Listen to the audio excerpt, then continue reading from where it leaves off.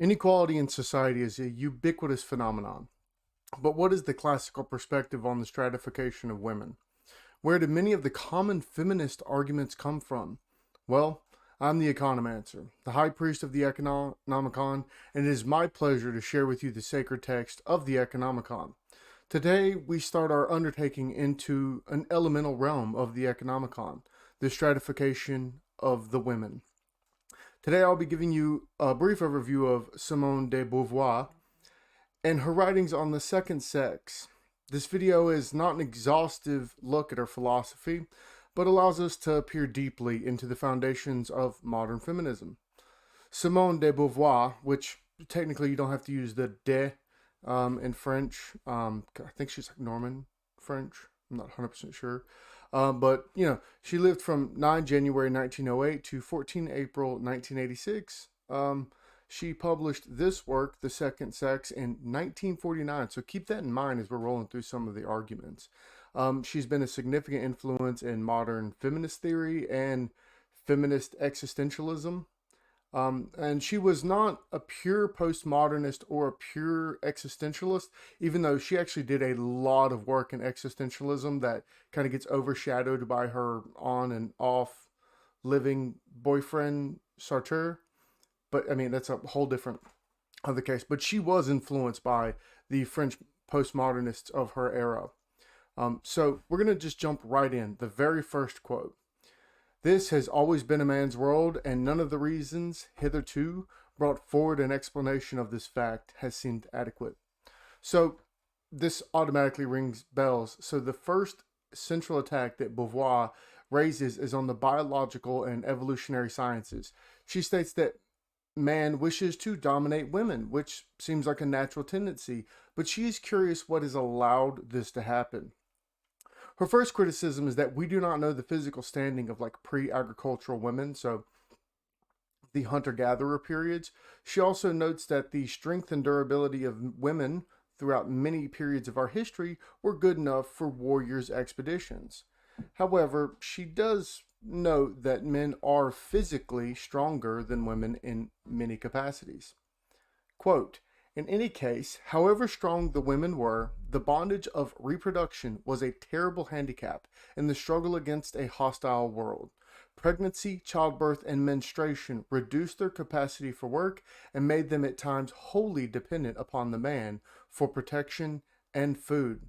Okay, so we're already starting to build this structural framework of what it is to be a woman, what it is to be a man, and how this binary causes some issues, but it can be rooted in nature. Next, Beauvoir expands on the evolutionary pressures that faced men and women. She points to the imprisonment by the fertility cycle and how this has shaped women to not care for their children often. Now, this is due to like the burden of raising a child by themselves, right? So men were going off doing stuff and women were left to take care of children by themselves, and that there was this cyclical nature of, consistently having a new child. And so some of the ideas that she has is that the low birth rates might not have been about, not having more children, but it's just like they didn't really care as much because we've kind of have this idea now in our modern world that if you have one child or two children, you love them exponentially more than if you have 7 or 8. This isn't a new idea, but it's great that she's bringing it up. And then she compares the female imprisonment with men not being shackled by suckling child, so they're free to conquer nature and mold the future. And she uses the molding of future, as the baseline for what is about to happen. She expands.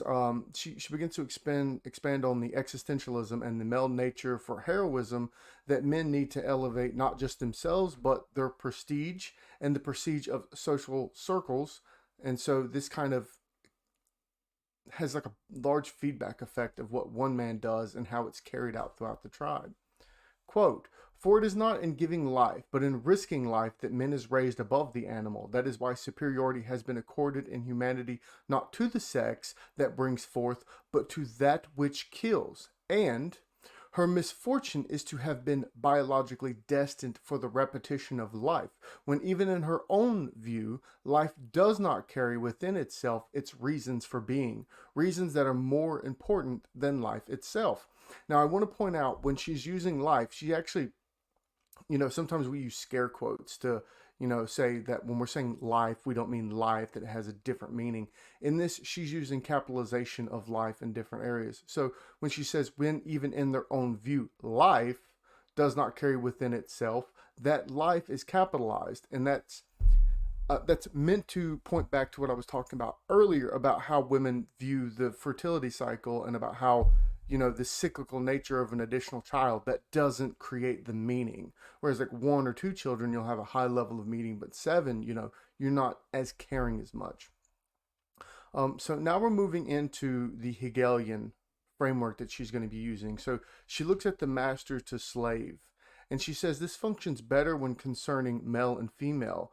She points out that women have never put up female values in opposition to male values. It has been men who have created this divergence. Beauvoir points to stuff like the fertility gods, the reverence held for the feminine power of childbirth, and how social norms and cultures have like manifested themselves around this. And she claims that these actions are actually the manifestation of the male domain as a way to keep women as a subject. So these expressions of the male environment have led to women rejecting the life of subordination so that they can have the same rights as men. So she's kind of like linking, the modern feminist movement wanting to get away from it being about, and I shouldn't say modern because again, this was 1945, but linking that feminist movement to, autonomy over children leading into the abortion arguments and stuff like that, that as long as I have to manifest what the male domain is, I'm a subject. And so I need to remove myself from the male environment and reject that life of subordination, and then I can have the same rights as men. Quote, an existentialist perspective has enabled us then to understand how the biological and economic conditions of the primitive horde must have led to the male supremacy. Okay, so now we're really breaking into the beginning of some of these post-structuralist or postmodern arguments that are going to be presented by Beauvoir. And again, she's not a postmodernist, but she is influenced by a lot of their arguments. So first, the structure of value is created by and from the male domain, right? So the design of value created from the male implies that society's values are structured on the male. Thus, if you have some like desired value that's under whatever, it's going to be under the masculine. So those are his sexual desires. That's going to be him subduing nature. And because of those two, because, we kind of look at the female as nature, this leads to the sexual desires and the subduing of nature, leading to the subduing of the female, who, unlike the male, is bound to her body like an animal because of child rearing. That's the way she puts it. Second, the other or othering. Because male values also promote male virtues, and the feminine only exists concerning the male creative values, then women are just the other. They're blank without a man, and if if you're not a man, so you're just left aside. You're an other. Now she goes more into like this historical demonstration by pointing to the changes or the motivations of men and how that's changed the process, but she points that this is all done under masculine ethics. So whatever the change in masculine ethics has led to whatever change in the environment for women. So, quote, feminism itself was never an autonomous movement. It was part an instrument in the hands of politicians, in part an epiphenomenon on reflecting a deeper social drama. Never have women constituted a separate case, nor in truth have they ever as a sex thought to play a historic role. Now, she clearly defines that whatever intervention women have done in global affairs, such as the great queens, it was Queen Alexander or the Tsarist, they have been in accord with men and the masculine perspectives. Quote, The intervention in general has been secondary and episodic. The classes in which women enjoyed some economic independence and took part in production are the oppressed classes, and as women workers, they were enslaved even more than the male workers. And the ruling class's woman was a parasite, and as such was subjected to masculine laws. So we really kind of get into this idea that, when we're looking at the inequality that we have, this economic inequality, so that Marxian materialist framework, we can still say there's even more oppression by women, which we'll get into why in a moment. So this leads like another exciting criticism by Beauvoir is the dichotomy of females, and this we're just now on the apex of this really coming in with the idea of like white feminism and the different types of feminism that have branched from this. So she points to how society treats women differently concerning rights. So she comments that a married woman historically had no rights, but enjoyed, community accommodations. Still, the free woman, whether honest or prostitute, had the same rights as man, but was by her occupation mainly excluded from society. And so we see this delve into like early power dynamics being brought out about how women are treated. So, okay, you can get community accommodations, but you don't have rights. Well, you can have rights, but you don't get the community accommodations and you're looked down upon. So, quote, the true control of the world has never been in the hands of woman. Through them, certain events have set off, but the woman had been pretexts rather than agents. And this goes into the argument about the agency of woman.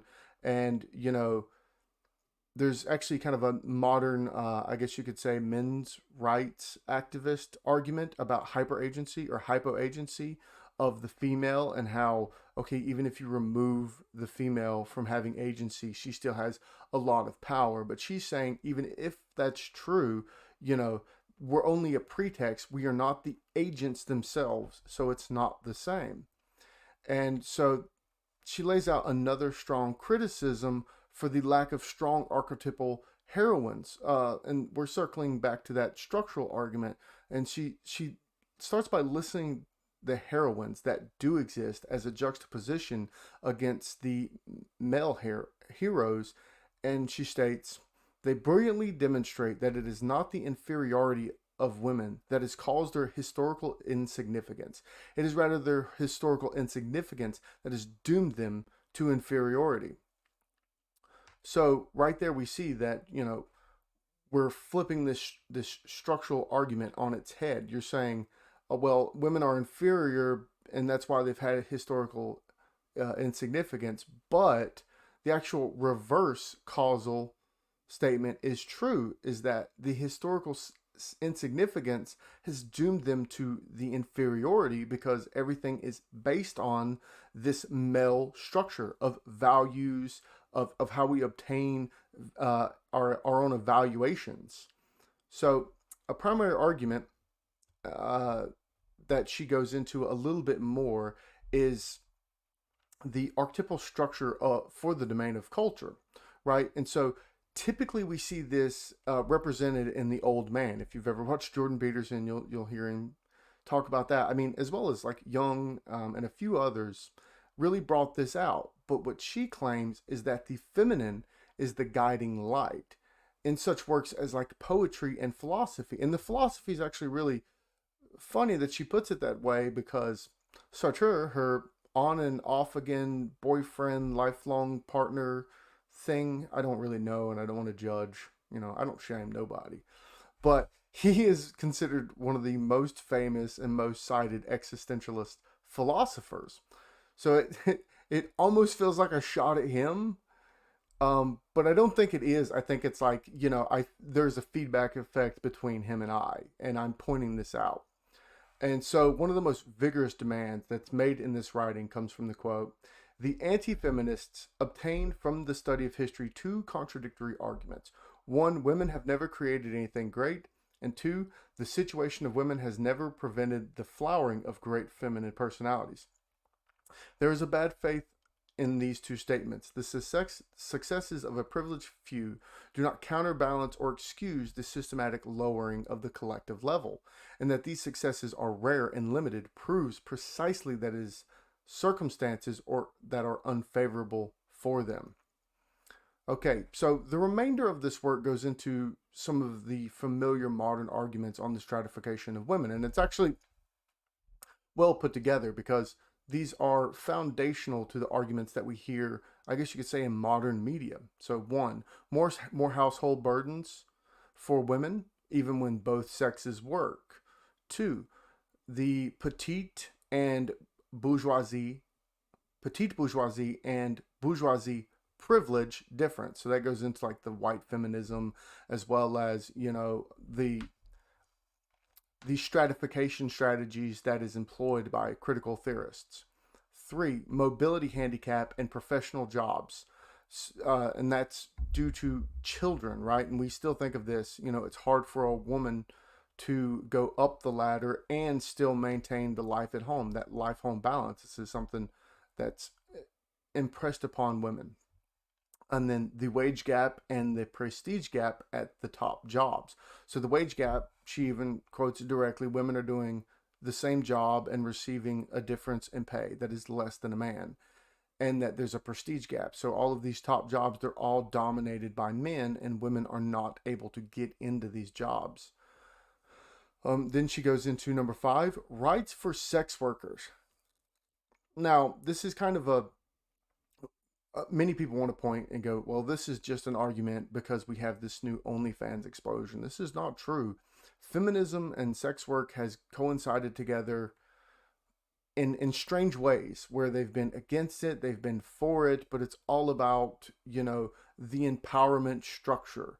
If the empowerment structure is for the male gaze and the male domain, then it's not powerful for women. If it's women using whatever they have as a means to an end, then it's powerful for them so long as it's not predicated upon the male domain. And number 6, girls are raised for marriage and not for themselves. And this goes into, you know, the argument that we're having now about toys and raising children in a very gender specific way. So the final quote that sums up much of the argument that, you know, Beauvoir is really trying to present is the privileged place held by men and economic life, their social usefulness, the prestige of marriage, the value of masculine backing. All of this makes women wish ardently to please men. Women are still, for the most part, in a state of subjection. It follows that woman sees herself and makes her choice is not in accordance with her true nature in itself, but as a man defines her. And so with that, we've kind of broken down much of the overall argumentation, and we've brought it explicitly into the modern realm, and I think that's really important. Now, here's some things to think about, and let's go back to some of these arguments presented, right? So, more household burdens even when both sex work. This is a common argument. Now, the typical retort is that, yes, women do more housework, but men do more outside work and more structural work, you could say. And that whenever you account for those two different types, it's actually roughly the same, where you're more likely to see a woman do the dishes. You're also more likely to see a man cut the grass. If a woman is doing laundry, then a man may be fixing a cupboard. You know, that's kind of the way that it's broken down when we're looking at some of the modern retorts, is that, yes, those household burdens are specifically designated to women, and this may be a function of absolute or comparative advantage. And this goes into personality, right? So if you break down conscientiousness, you will have a little bit higher ordering in industriousness for men. So it's going to be more about fixing and doing things, and you'll have more orderliness in women. So they're going to be better at cleaning or have a higher proclivity towards that end. Now, the second argument, the petite bourgeoisie and the bourgeoisie privilege. Now, this is where you get into the Marxian materialist argument, because you're still pointing at some level of division that's unnecessary, because at the end of the day it is just that it is the material difference with the petite bourgeoisie and the bourgeoisie that gives them privilege. It's not the idea of the male to female dichotomy. You're only aggravating the issue rather than addressing it through this feminist lens.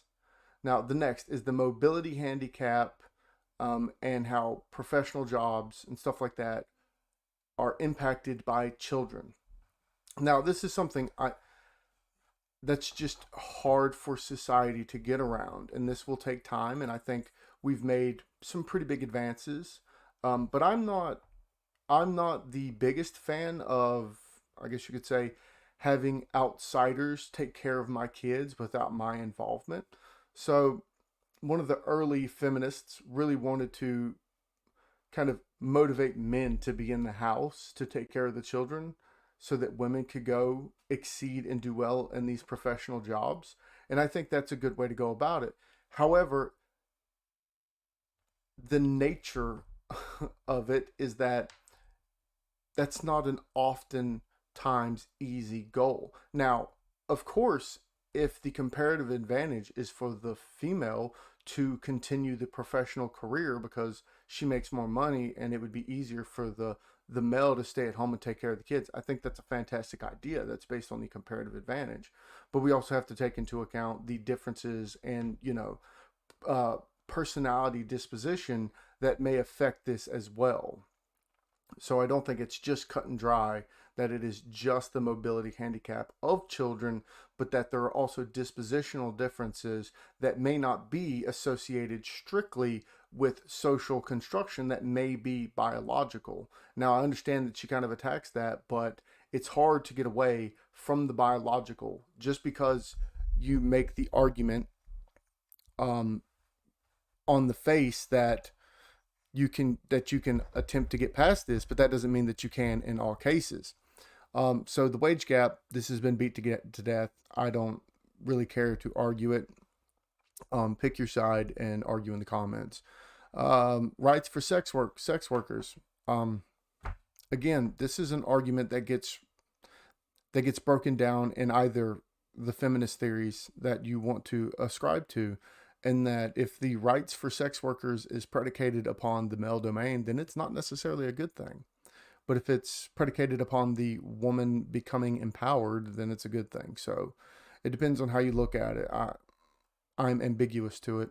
So girls are raised for marriage, not for themselves. I think we've come a long way in society.